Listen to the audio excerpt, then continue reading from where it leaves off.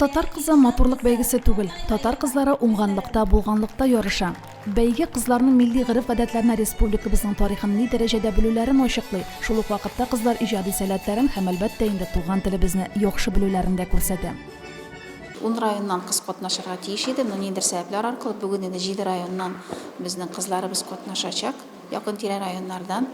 Бу бәйгенең максаты әлбәттә ки безнең татар халкының, татар хатын-кызының тыйнаклыгын, матурлыгын күрсәтү өчен мәгънәсендә татар кызы бәйгесе ул матурлык, милли традициялар һәм осталык бәйгесе. Татар кызы фестивале нәкъ менә безнең кызларыбызның милли йөзен, ватанпәрвәрлеген ачу максатыннан уздырыла. Үзебезнең Казан ханнары, милләтебез тарихы, гырыф-гадәтләр, бала тугач 40 көнгә кадәр нинди юллар башкарылырга тиеш.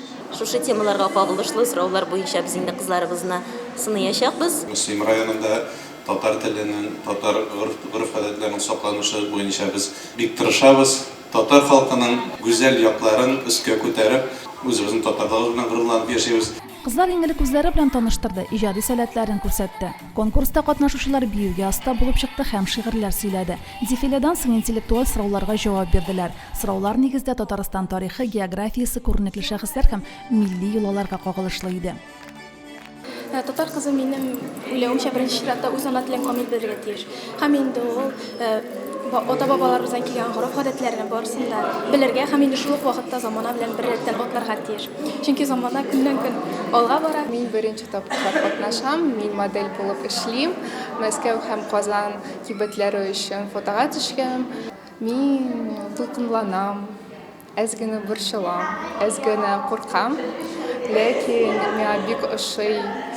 Бәйге кызларның аш-суга осталыгын бәяләү белән төгәлләнде. Милли ашларны кызлар өйләрендә әзерләп алып килгән иде. Мөслим данын бәйгедә Мәлләтамак кызы Регина Шайгарданова яклады. Милли ризыкка гөбәдия үзем пешердем.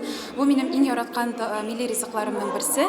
Әбиемнең эш тәртибе буенча, пешерү тәртибе буенча пешердем. Телне саклау, гореф-гадәтне саклау ул бары тик үзебездән генә тора. Татар кызы бәйгесе Чиләбе өлкәсеннән тарихын башлый һәм инде менә 10 елдан артык һәр ел сайын олы бер бәйге ясыйбыз. Азанал этаплар узганнан соң безне ярым финал көтә Казан шәһәрендә һәм инде 12 финалист кыз безнең республика күләм бәйгедә сыналачаклар. Нәтиҗәдә Мөслим зонасыннан бәйгенең ярым финалына 4 кыз үтте. Алар Мөслимнән Регина Шайгарданова, Минзәләдән Илвина Фарисова, Түбән Камадан Илюзия Нургалиева һәм Йорчалладан Роза Әмирова. Ярым финал май аенда булыр дип көтелә. Кызларга уңышлар телибез. Римма Авзалова, Динар Менхаҗев, Мөслим телевидениесе.